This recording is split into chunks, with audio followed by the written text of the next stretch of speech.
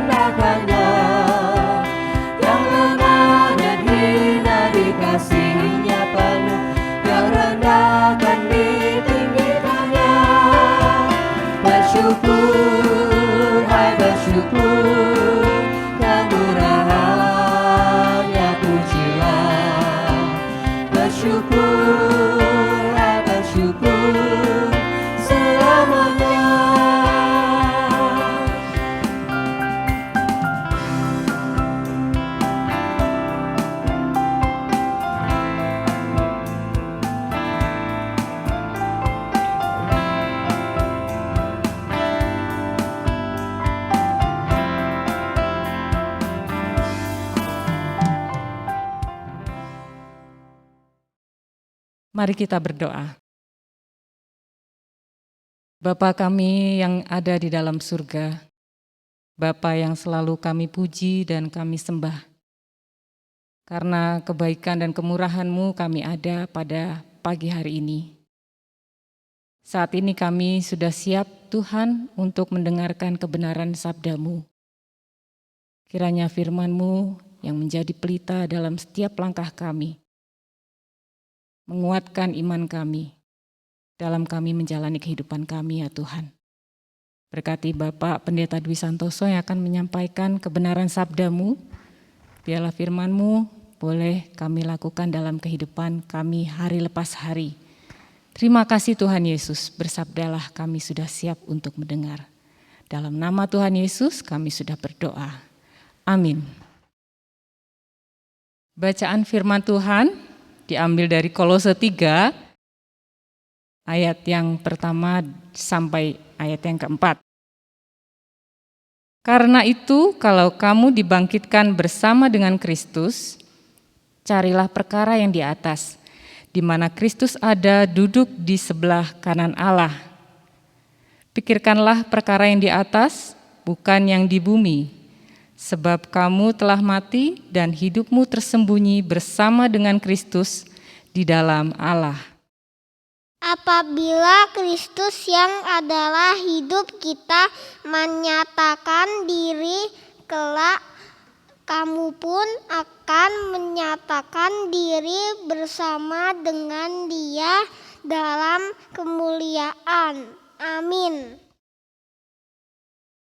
Saudara yang dikasihi oleh Tuhan, firman Tuhan pada hari ini saya beri judul Hidup yang Tersembunyi.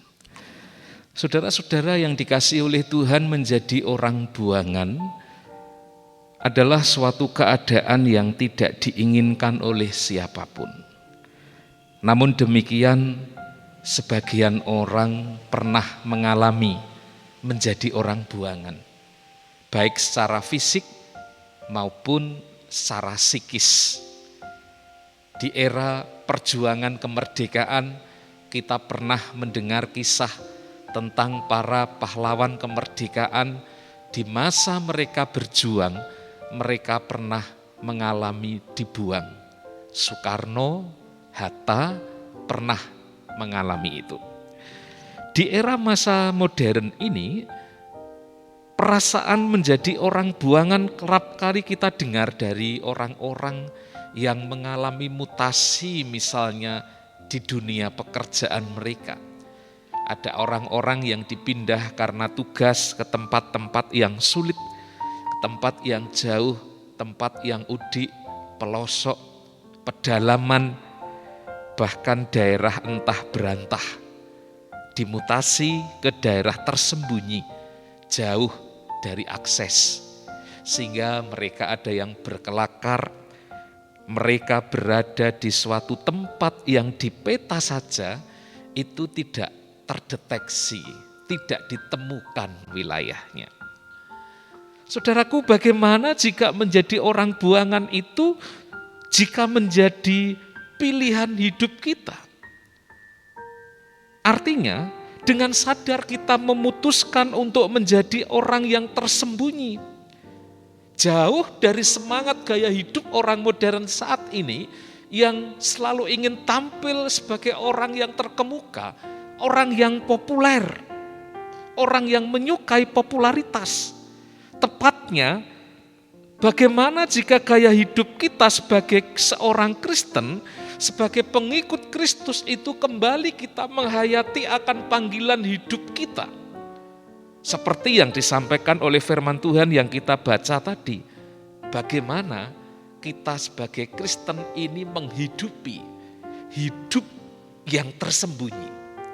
Bukan di daerah suatu yang terpencil, tetapi tersembunyi di dalam Kristus. Seperti yang dikatakan firman Tuhan di dalam Kolose 3 ayat yang ketiga tadi. Apa yang menjadi ciri di dalam kehidupan kita sebagai orang yang tersembunyi di dalam Kristus itu? Dan apa pengertiannya tersembunyi di dalam Kristus itu? Kolose pasal 3 ayat 1 dan 2 menjadi jawaban. Bahwa ciri orang yang tersembunyi di dalam Kristus itu di dalam hidupnya selalu mementingkan, mencari, memikirkan apa yang disebut dengan perkara yang di atas. Saudara, ada suatu kisah. Ada seorang pilot pesawat penerbang perintis. Suatu hari dia melakukan perjalanan ke tempat yang terpencil. Di dalam penerbangan itu dia sendiri dan tidak ditemani oleh awak pesawat. Di dalam perjalanan itu dia memutuskan untuk singgah sementara di sebuah pangkalan udara darurat. Dia landing dengan pesawatnya dan dia mengisi bahan bakar di sana dan kemudian melanjutkan perjalanan. Di dalam perjalanan selanjutnya itu dia mendengar suara yang mencurigakan, yang tidak familiar seperti pada biasanya. Lebih tepatnya, dia mendengar ada suara yang mencuit-cuit dari arah ekor pesawat. Dia mulai khawatir, dia mulai curiga. Jangan-jangan tadi waktu landing singkat mengisi bahan bakar itu ada burung yang memasuki baling-baling pesawatnya. Dengan hati cemas, dia tetap melanjutkan perjalanan itu. Sayup-sayup suara itu masih ada mencuit-cuit, tetapi lama-kelamaan menjadi hilang. Ketika kemudian dia tiba di tujuan, ia segera turun dari pesawatnya dan ia memeriksa pesawatnya. Dari mana sumber bunyi yang mencuit-cuit itu? Dan dia kaget, astaga, ternyata ada seekor tikus besar berada di bagian pesawat itu, mati, mengenaskan. Tikus itu tidak bisa bertahan hidup di tempat yang bukan menjadi habitatnya. Saudara-saudara, demikianlah dengan kita. Kalau kita mengatakan kita harus hidup tersembunyi di dalam Kristus, dan itu tercermin di dalam sikap hidup kita yang selalu mencari dan memikirkan perkara yang di atas, maka kita pun harus belajar menyesuaikan diri dengan apa yang disebut memikirkan dan mencari perkara yang di atas. Kalau kita berorientasi kepada perkara yang di atas, sementara gaya hidup kita masih dikuasai perkara yang di bawah, perkara keduniawian, maka akan sulit bagi kita untuk menghadirkan hal-hal yang menjadi ciri perkara yang di atas itu. Perkara-perkara kekekalan, perkara-perkara menghadirkan tanda-tanda kerajaan Allah. Dan yang menjadi cirinya misalnya adalah mendatangkan sukacita dan damai sejahtera bagi kehidupan sekeliling kita. Saudara-saudara, kalau demikian tidak ada cara yang lain agar kita dapat melakukan itu semuanya, agar kita memiliki pikiran-pikiran yang dari atas, hikmat yang dari atas, tidak ada cara lain kecuali kita berdiam diri kepada yang di atas melalui persekutuan kasih, melalui persekutuan roh. Tersembunyi hidup kita di dalam Kristus adalah cara hidup kita untuk menyesuaikan diri dengan apa yang datangnya dari atas. Dengan sengaja kita membuang diri kita dan dengan sukarela dan sukacita untuk tinggal di dalam Kristus, supaya pikiran kita dipenuhi oleh kehendak Kristus. Tersembunyi di dalam Kristus berarti hanya Kristus yang kita tonjolkan. Seperti yang dikatakan Yohanes Pembaptis di dalam Injil Yohanes 3 ayat 30. Di sana Yohanes Pembaptis mengatakan, dia, Kristus, harus makin besar, dan aku dan kita harus makin kecil. Kita tidak mencari kemuliaan diri, tetapi hanya hidup dengan semangat yang disebut soli deo gloria. Semangat hidup supaya segala kemuliaan itu hanya bagi Tuhan. Dan itu artinya kita mengakui di dalam kerendahan hati kita betapa kecil dan lemahnya kita, sehingga kita perlu tersembunyi, kita perlu berlindung di dalam rengkuhan kasih Kristus. Maka jika kita melakukan itu, kita akan bisa memikirkan dan menghadirkan perkara yang di atas, perkara yang ada sangkut pautnya dengan kekekalan, dan itu menjadi ciri khas setiap orang yang sudah mengalami lahir baru di dalam Kristus. Orang yang tersembunyi di dalam Kristus itu ibaratnya seorang anak yang dilahirkan, yang dikandung oleh Kristus di dalam iman. Karena itu Kristus pernah berbicara kepada seorang ahli Taurat. Malam hari ketika ahli Taurat itu datang kepada Tuhan Yesus, maka Tuhan Yesus berkata kepada ahli Taurat itu, engkau harus dilahirkan kembali, mengalami kelahiran baru. Dan itu artinya dia harus mengalami proses hidup tersembunyi di dalam Kristus. Saudara-saudara, kita semuanya adalah anak kandung secara iman di dalam Kristus. Kita bukan saja disembunyikan di dalam kebesaran Kristus, tetapi di dalam segala keadaan kita berlindung kepada Kristus. Kristus yang adalah habitat kehidupan baru kita itu akan menolong kita untuk memiliki pikiran-pikiran yang dari atas. Dan bersama Dia kita pun dapat mencari dan menghadirkan perkara-perkara yang dari atas. Saudara, jika hidup kita tersembunyi di dalam Kristus, Kristus menjadi perlindungan kita. Kita bukan saja aman dan sentosa, tetapi kita juga mampu mematikan kedagingan kita. Sebab kedagingan kita sudah ikut disalibkan bersama dengan Kristus. Tersembunyi di dalam Kristus berarti kita membangun persekutuan kasih yang erat di dalam Dia. Dan dampaknya kita akan memancarkan kasih senantiasa. Dan bau semerbak kasih itu akan mendatangkan kemuliaan bagi nama Tuhan. Orang-orang yang mencium bau kasih Kristus itu, mereka akan mencari Kristus, mereka akan memuliakan Kristus, dan mereka mendapatkan tempat perteduhan, perlindungan, kedamaian di dalam Kristus. Karena itu saudara-saudara, jadilah tersembunyi tetapi terus berbunyi, menyuarakan kasih Kristus, agar dunia yang dilanda pandemi ini tidak lagi sepi untuk menyuarakan kasih ilahi. Tuhan memberkati Bapak Ibu Saudara sekalian yang mau hidup tersembunyi di dalam Kristus.